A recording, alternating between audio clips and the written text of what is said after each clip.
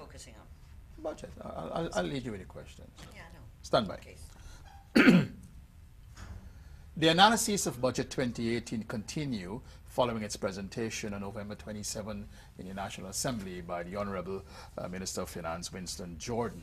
On this program, I'll be talking to Chief Whip of the Opposition People's Progressive Party, Ms. Gail Teixeira, and former Minister of Amerindian Affairs, and who is currently a Member of Parliament for the PPP, Ms. Pauline Sukhai. Welcome, ladies. Let me start with you, Ms. Teixeira. A general assessment, briefly. If you had to tell someone about this budget in maybe 2-3 sentences, what would you tell them? Disaster. If I was the Minister of Finance, I'd be embarrassed to present it such a budget. There's nothing in it in terms of anything for women, children, poor, elderly, Amerindians, disabled. There's no clear vision that people can say there's foreign investment coming in and big projects that will mean something for people. And when you read the measures, they are, and the measures are kind of so-called concessions they've given with VAT on education, with the other areas of GRA, are very focused on a very elite and small group of people. So that the budget, even when they say the new Demerara River Bridge, for example, is one of their projects, there's no money in the budget for it. So that's why we say, there's a lot of statistics and a lot of fluff and lies, actually. All right, let me get your general assessment. Same question, 2-3 sentences. Well, I have already said it's a very disappointing budget. It's pathetic in its nature because it points to quite a lot of ongoing projects which they have failed over the last 2 years to execute efficiently. And what has happened is that the new things now are generally similar in nature. That does not really give that leapfrog kind of approach to what Guyana needs at the moment. And when, Gail mentioned that there's nothing for Amerindian, again, it's the old program areas that they have put a few dollars into, and that was not going to propel any accelerated development for Hinterland, and that has been a flagship issue for them. They're saying that when they came into office, that they want to narrow that gap between Hinterland and the coastal areas, and they're going to be a big failure in doing that, or even continuing. So how do you see the proposal to make Letem or the Letem airstrip area a hub to be able to bridge that gap that you were talking about? But stick a pin on that. They've only put $15 million for Letem Airport. So if you want to make Letem Airport a regional international hub, 15 million Guyana dollars is rather laughable. So that's what's in the actual budget. But in principle, what do you think of the principle? Because one can argue even, I don't know how it works, you're the expert, I don't know if the money can be made available, or maybe that's just for some kind of, exploratory thing, I don't know, but in principle, what do you think of it in principle? I want to answer that question in this way. The current coalition government has failed to attract tourists. They failed to attract robust hinterland air travel.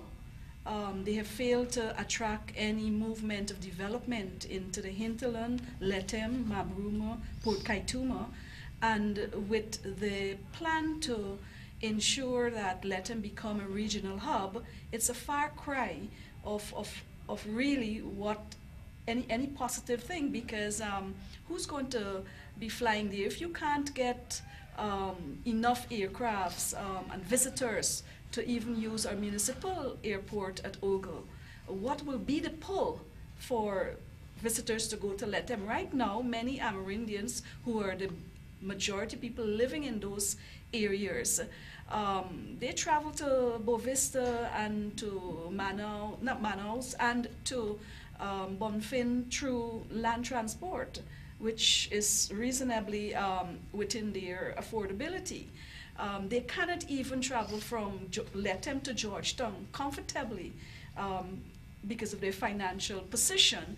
And therefore, it means that if you want to turn Letem airstrip into a regional hub, then you have to be doing it for a purpose. All right, I also read, and maybe Mr. Teixeira, you can chime in here, that there will be free vehicle licenses for motor buses and motor vehicles that operates regions 1, 7, 8, and 9. Anyone here? I mean, clearly that could be seen. I think Pauline is straining at the leases. She wants to deal with that one. I think that can also be seen as some kind of mechanism, however small, to be able to aid transportation in those areas. It is a lofty approach. However, the government of Guyana, the PPP civic government, has provided vehicles, tractors, minibuses, ATVs, and have not instituted any charges for licensing to the indigenous communities and villages. The businessmen that may be few in those areas may very well benefit. And again, Gail very gently said it's for a few, because a very selective few, because the indigenous people may not be able to even purchase a vehicle at this point in time. I recall last year budget, they offered to shows duty-free on vehicles. I am sure that they did not even benefit from duty-free vehicles as to shows because of the affordability. So you're looking at a tiny group of people who will benefit, and this obviously, I have no grouse with the benefit. I'm happy if Guyanese benefit. But when you make such intervention or provide such measures to assist regions, especially Hinterland, it must be able to have a positive impact that can benefit the wider residents or the wider community in those regions. All right, Mr. Teixeira, this one is for you. When you read the measures on that issue that you've raised, it is specifically for tourism. It is specifically for people running tourist businesses. It is not to generally anybody in 1, 7, 8, and 9. They have to be registered. They have to be compliant with GRA. They have to be in existence for 5 years. Existence for 5 years. So clearly this is meant for somebody, some peoples who have been around and who are going to benefit. And some parts of Guyana, you can't use these buses. There are parts of Region 8 and Region 1 that's of no use. You know, so I mean, clearly I think it's not bad, but there are more important issues to be addressed. Where are the poverty reduction strategies? Where are the social nets? They're not there. They added 200 new taxes and fees and licenses, which extracted from people's pockets in last year alone over $10 billion. That meant the purchasing power of the Guyanese people by individuals and homes was reduced by $10 billion. This year, that we will see the figures this year for 2017. The 2018, Mr. Jordan says, I'm not bringing in any new taxes. And he delivered on that in some way. No, be careful. Be careful. Be careful, my friend. Okay. Because yes, it's true. He didn't bring in new taxes, except there's a hidden tax coming at us. And that is the valuation of property, which will lead to increase in property taxes, because you pay on your property tax, and also you will pay for your rates and taxes. And that's coming at you. So yes, there's no rates and taxes.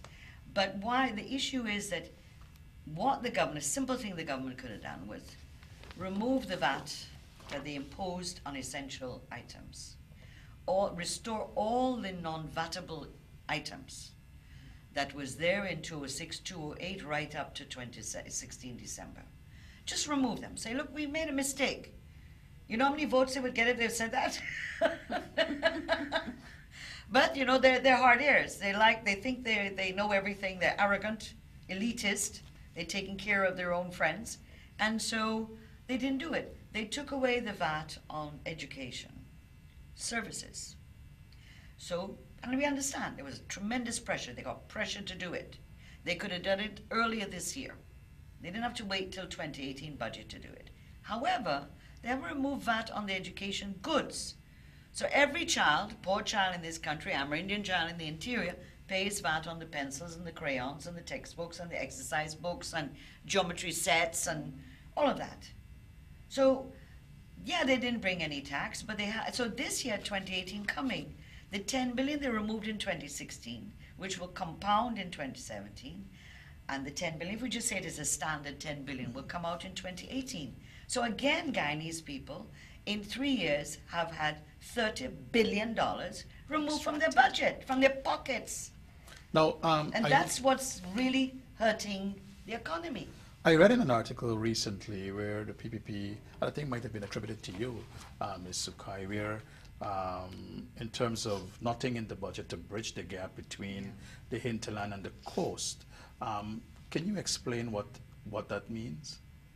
It means that at this point in time, yes, if you want to close the gap or you want to work on minimizing any gap, it means that you have to bring on board innovative, pioneering initiatives like we have done in the past. You cannot have a host of young people unemployed. If you want to bridge the gap, then you must move with a wave of economic investment into the hinterland that will actually realize employment opportunities. That's one way of closing the gap. If you want to close the gap as it relates to the services, because the budget did recognize that the hinterland regions have a more harder time accessing services, then you must be able to put in place measures that will be able to enhance the access to health, to education, to transportation, whether it's air, land, or water.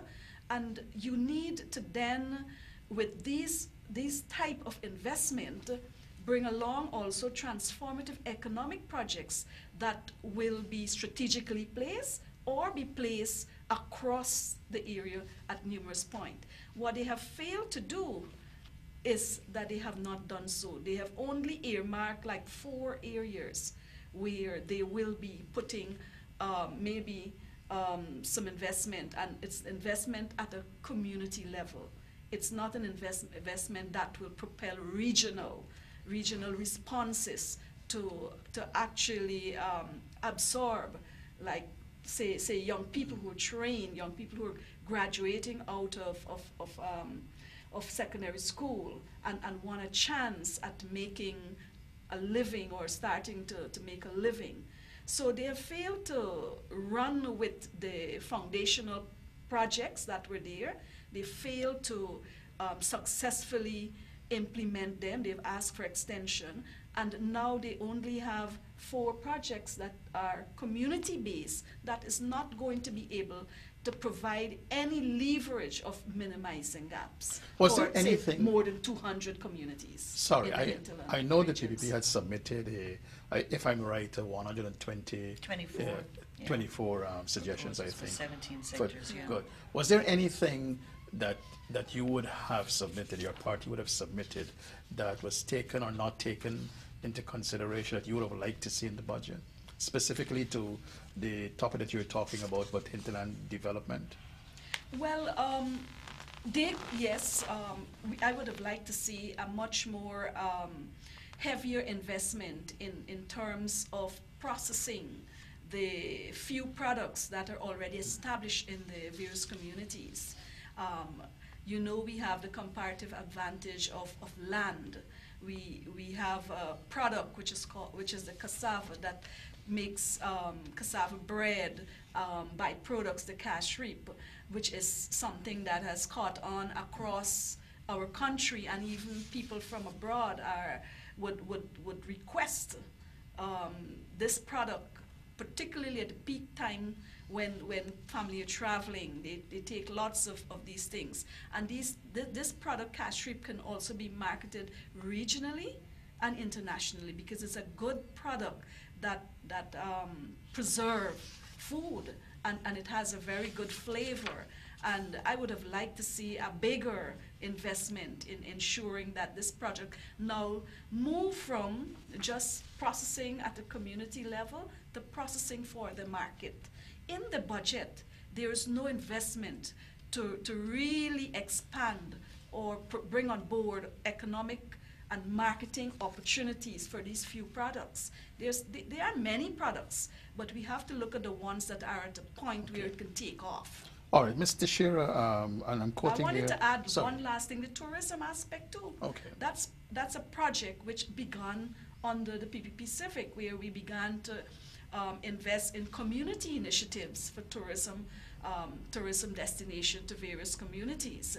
I noticed they have scaled down. There's a reference to it, but there's no major financing going into it with any real zest or effort. And I think at a national level, they're speaking about tourism, but again, that tourism being part of our sector is not getting the level of attention under the coalition government. I want to quote from an analysis I read by Raman McCrae. Basically, to paraphrase, it says, Minister Jordan put forward many commendable medium and long-term developmental projects, which, if executed efficiently, will be of tremendous benefit to the country. Question, shouldn't that be seen as part of this journey that the government is talking about of providing this good life? I mean, budget speeches reflect a government's policies. That's what it's supposed to do. But budgets are about hardcore money. So if you say, we're going to have a multi-year project and we're going to do X for the people and this is going to be the impact, then it has reflected in the budget, the numbers. So I could get up as a Minister of Finance and make many nice, airy-fairy promises to the people, like their manifesto in 2015. Many promises. In 100 days, public service will get, 20% increase, the elderly will get this. None of those have been implemented, not 100 days after, 30 months since they've been in government almost. So that's possible, but we have to look at, and that's why we are calling, beyond the numbers, 2018 budget. That's what our theme is in terms of beyond the numbers, because when you look at that phrasing, and I haven't read Christopher Ram's article, so I won't take him to task, except to say that if you're going to talk about the new Demerara Harbor Bridge, that's going to cost this country 170 million US dollars, there is no money in the budget for that. They have a tender out for Mazaruni Prison. It's $3.1 billion. There is no reflection of $3.1 billion in the budget. There's $1.5 billion for prison infrastructure, including Mazaruni. So it has to be these multi-year things. You're talking about Sheriff Street, 60-odd million US dollars meant for canal and bridges and all these things. They've taken that out, 30 million, and they're trying to put that in housing, whether that's been approved by IMF or not. There is no project for energy.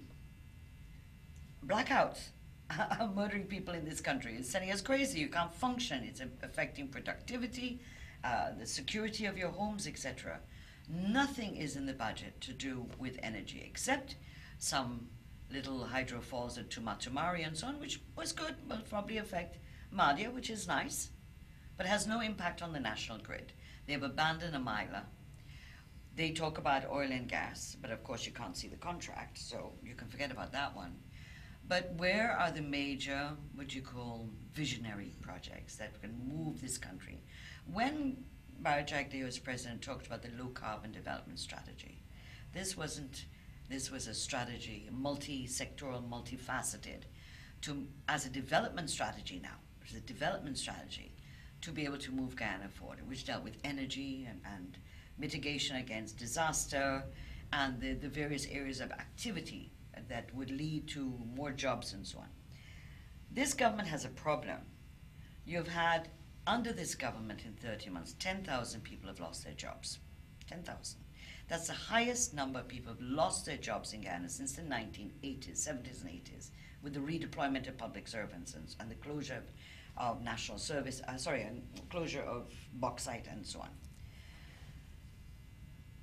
That is both private and public. When my friend Pauline talks about Amerindian areas, 1,972 community service officers, all Amerindian, all young, lost their jobs at one fell swoop in August 2015. That has meant $800 million has been removed from 10,000 people in the interior. Can you imagine the economic impact, socioeconomic impact, when $800 million has been removed from the pockets of over 10,000 people in that area?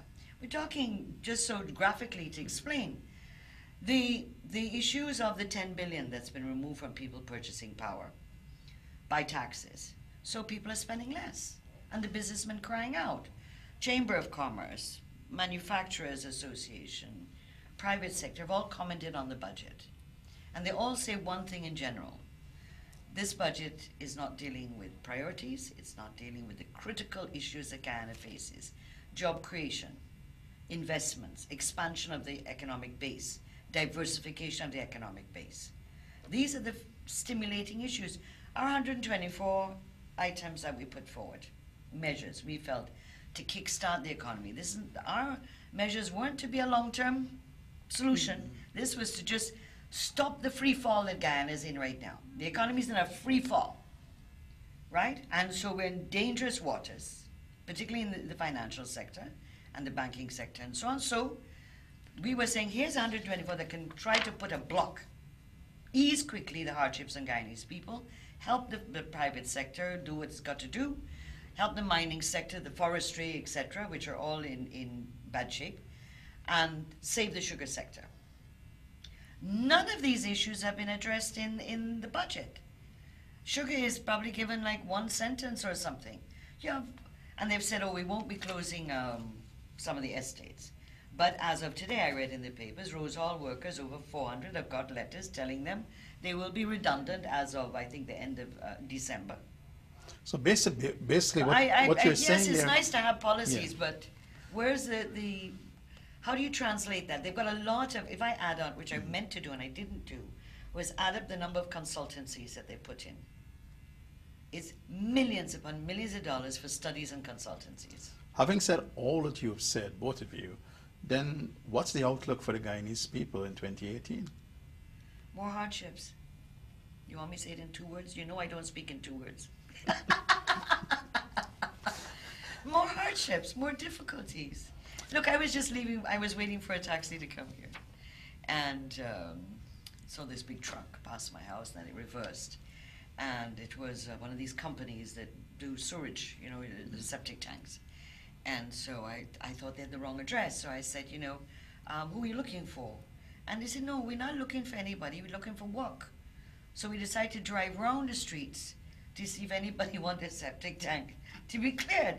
Now, I mean, these are men looking for work. If they don't get work, they don't get paid, or they just get a minimum of what they're supposed to do. The number of private companies in this country that are reducing the number of workers. One of the big issues, the construction sector, employed over 5,000 workers under us, had ripple effects into manufacturing, and particularly with construction materials, zinc and PVC and all these things, concrete and concrete blocks, plywood and so on. Closed down Barama, closed down Baishanling, you know, closed down Demerara Timbers, chased out the Chinese guy who had the fuel depot. So if you start adding up all that, what's happening in the private sector. But companies that are bidding, who are now being considered because of ethnicity or familial or social connections with the PPP, are not being selected for tenders. None. So they have to now send home workers or say to workers, we can only employ you not a 40-hour week, we can give you a 20-hour week or 30-hour week and stuff like that. All So right, the economy is really in trouble. for government, Budget 2018 is seen as another leg in this journey to provide a good life it promised to all. Clearly for them, this is a positive budget. Do you see anything positive in the budget that the PPP can say, look, this is something that we can support? Let me start with Yes, Well, let's want to go first. Well, I think which one, if Well, any. obviously, I still consider the major part of the infrastructural aspect of the budget a PPP budget. The bridge, the 4-lane, the continuing projects, those are positive. For a while, it will, in a short term, provide some level of engagement with those who are found in that sector in terms of employment, but after that, this budget doesn't really offer anything. And therefore, I don't really see the level of positive expectation in a midterm budget that I would expect from any government. By now, they should have not been creeping. They should be walking, handsomely walking, and they have not done so. So for me, I believe that anything positive would have been a revitalization of the failing in the economy, and they failed to do that. They failed to invest in it. They're harming our major industries further, and for me, it's not positive. I Mr. see Teixeira? nothing big positive in the budget. I think the government really is incompetent and incapable, even if they had a good budget, of executing it. The capital programs, most ministries are under 30% by mid-year. Regions, their regions in particular, under 20%. And they brought a budget in December because this was to give them 12 months. They were going to start early, not like this wicked PPP that used to start in 9 March. months. And we used to get 70% execution, 80% of our, or more of our capital budget. So we needed 12 months. As of mid-year, beginning of July, 35% capital implementation. Jordan mentioned it himself, he admitted it. When we have these figures now, and I'm not answering you exactly, sorry, but I wanted to get this point in, there is a sinister motive for this government to bring a budget before the end of the year without changing the laws. Because you see, the law says the books close December 31st. And unless you shift as many countries do, I think in the United States, April, in Britain, it's another date, you can do it. Any government can do it by law. So the books close at a particular point, the budget documents are created. We're in this no man's land, in a sense, last December, and now again this December, where we're given figures that are not real. So we have the figures for the next year, but how did you perform this year, the year you're in? They can't give you the figures for the end of December because you haven't reached that. And they won't tell you when was the cutoff point. They closed their numbers, so you know, okay, the figures they presented to you are up to October or July or whatever. So you're in this no man's land. In fact, this December, we will be seeing, and we're now seeing the figures of the performance of 2016. Because you have 2016, 2017, so 2017 will be up to some date, I assume October, because you got print books, you got to make numbers. The government incompetent and incapable of executing these projects. One, corruption all over the place, retendering and cancelling tenders when they do any. And then, because they have to take such time to select their favorite ones, then only those companies get the work. It's late, work starts late. And so, and when you check the figures in the budget, the percentage of private, public percentage of GDP, under our time, private had more, public had less. That's government. It's the reverse now under this government. Government is a larger percentage of GDP than the private sector, which is the indication of a reversal of the sharing of consumption and expenditure by private and government. So to me, they have this major problem, and they refuse, they're dogmatic. So they refuse to see that there is poverty. There's an increase in poverty amongst their own supporters, amongst people who supported us, people who didn't vote. You know that people are suffering in this country. They're not listening to even their supporters. Cash care gone, the 10,000. In our measures, we propose increasing it to deal with the poverty gaps. The school programs and uniforms in the interior areas, half of those are late. Money doesn't go in. They don't get their materials. It's a mess. It's nothing like what it was under us. You know, so these are way you help. Poor people, elderly, $500, seriously, a month? Because wait, there's going to be increases. Their expenditure as ministers. They said we were bad as in the PPP government. We look very funny in comparison. These ministers are spending money as if there's water. How would you react to those who would say, look, the opposition generally have to oppose or will oppose? So basically whatever position the opposition will take will be a reflection of the office. That's a very simplistic attitude. We've said on August 17, 2015, the first day we entered Parliament after the elections, when we were all sworn in, Jagdeo got up as the leader of the opposition and said, we will support anything. We are not going to behave like you when you're in opposition. You know, opposing our budgets, cutting our budgets by 90 billion, opposing bills and putting Guyana up on the grey list like and FATF and so on. We are going to support anything this government does for the betterment of our country and the betterment of our people.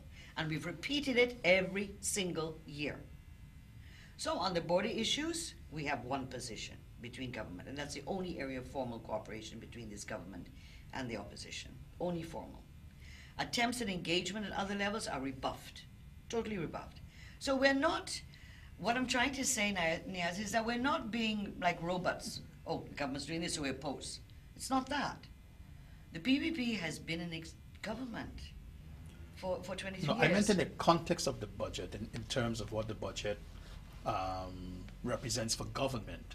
And some may argue, well, look, you know, the PPP will simply just oppose it and may not necessarily find positives or enough positives in it. That was the context of my question. Obviously, that's again simplistic. If you're going to do roads and bridges, of course we want roads and bridges. Who's going to oppose roads and bridges? But if you have tenders that are not tenders, you're going out and hand-picking your friends, we're going to say something. We want the Letham-Linden Road. Mr. Nagamoto went in 2015, at the end of 2015, and told the people, by next year, 2016, the road will be done. They said it in last year, 2016. What has happened to the road? They are now putting money in the budget to do a study on the road. So a critical corridor, which we proposed, we were in negotiations with the Brazilians to do with the Letham-Linden Road, a critical artery of Guyana, right? They haven't even started. We had offers from Brazil to do another hydro project in Upper Mass. What's happened to that? The government, this is not, we are not going to be, the PP is not going to be, has never been in its history, oppositionist for opposition's sake. We're coming from a point of view that roads and bridges good, fixing the canals great, mitigation against disaster, yes, but we got it in a budget, not look at fluff, not at words. How is that executed? How is that translated from a policy or a program into reality? And what is the impact on the people? So if you know your economy is not doing well, you can't just sit there and fold your hands. When the global and economic financial crisis took place in 2008, Obama, I think, had just become president. He could have let the US economy fall, but the rest of the world would have fallen too. He had to do things like save those companies that went into hedge funds and were way over there and they were collapsing all over the place. Big banks, huge banks. Britain had to do the same thing. We have a government that says rice is a private affair. It's not a government responsibility, so we don't have to give the rice farmers anything. Sugar is a burden, so let's cut our nose to spite our face, right? Forestry, you're giving forestry a difficult time, so they've now decided to reduce some of things. That's good. It's not enough, but it's good. The gold miners, this economy right now is holding up on one pillar, gold. And what you do, they're now forced to, by the pressure of the miners, to make some concessions. But the tributaries tax has still not been reduced to 2%. And they now have a sliding scale, including what they call final proceeds and stuff.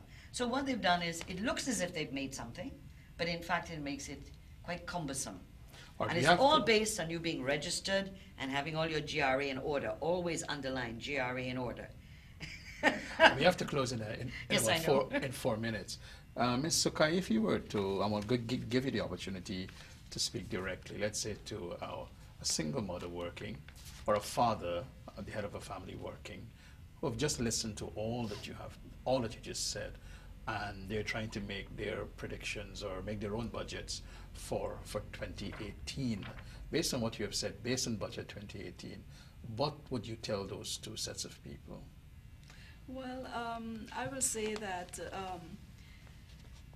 your task in household budgeting is going to be as difficult as you could ever imagine, because we're in 2017 and every single parent family do have a hard time. and they've had to learn how to cope. But in 2018, with no relief in sight with respect to an economy that is going to bring positive benefits, a government that has not brought on board any safety net measures to support the already hard family life, and the not being able to deliver on this good life, I would say that you have to be astute in your household budgeting and brace for 2018 to come. Mr. Teixeira, if we can speak briefly on the debates, are you optimistic that the debates, or during the debates, or the end of the debates, that some of the suggestions that are coming out from your party can be taken into consideration? I'm very pessimistic. You know, you just say live in hope, die in despair. So I always live in hope, but you know, I'm really having had to deal with the chief whip on the other side and had big fights recently about the speaking order and the times we're going to be given. I'm coming from a very biased point of view. I really don't have much hope. But certainly I believe that we will bring out the issues. I always hope that the government of the day, including when we were in government, would listen and take efforts to take care of our country, our people. This government has dogmatically, irresponsibly ignored the basic measures it should do to turn back the economy and help people. So, yeah, the economy. I think the budget in some areas will be hot. And as I said, you know, in Parliament, we get stopped all the time. So we're always interrupted by the speaker. And the worst thing you may know is when you're a speaker, some of us use speeches, some of us don't. The worst thing when you're speaking on the floor is to be interrupted by the speaker on some nonsensical thing. Nothing, you've said anything wrong, you know. And so it breaks your train of thought. You feel as if you're a little schoolgirl again in school. It's irritating, you know. But so we will have, when we come to the estimates, that's where I hope that the Guyanese people will pay attention, because it's in the estimates, the devil is in the detail, in those figures. So much of the fluff in the budget, when you come to the line items, that's where you're going to see that what some of the things in the budget have no relevance in the figures at all. Briefly, in closing, one area that people are talking about is, and I think either one of you just would have probably hinted at it, the amount of, I think you mentioned in secondary school, but out of the University of Guyana, you have close to over 1,000, close to 2,000 graduates that are coming out every year, and in terms of job creation and trying to hold skills within the country and across the country. Do you think that budget 2018 would have addressed that concern? No, and that's a big issue to do with youth. You have a government that is more post-50 age group, and I'm being kind. You have the board members who are basically older, as well as have no reflection of the diversity of Guyana. You have ministries changing in terms of both composition and age, so that we are very proud in the PP. We had a track record of young ministers, young people in the ministries, and of course. So these thousands of people, where are they getting jobs? We've lost 10,000 jobs since this government came in. People have lost their jobs. Young people have lost their jobs who were in the public service. And so I think that this government is guilty of the upsurge in the brain drain than since the 1970s and 80s. We've seen an upsurge in the brain drain. And we can show the figures of migration up to, say, 2011 to show that it was changing and coming down. Young people are frustrated, absolutely frustrated. Whether they come out with high school with no skills, or whether they're coming out from the University of Guyana, or those who are returning with master's degrees. And the level of ethno-political discrimination is glaring. People don't want to talk about it, but it's there. And young people, and particularly young people, are beginning to feel very alienated from the structures, from the government, from Guyana, let's put it that way. And that's a very dangerous move, because 58% of our population is under the age of 35. All right. I have to thank you very much, Ms. Gail Teixeira, Chief Whip for the Opposition People's Progressive Party and former Minister of Amerindian Affairs and currently Member of Parliament for the PPP, Ms. Pauline Sukhai, giving us their take on Budget 2018. And yes, I'm thanking you for watching.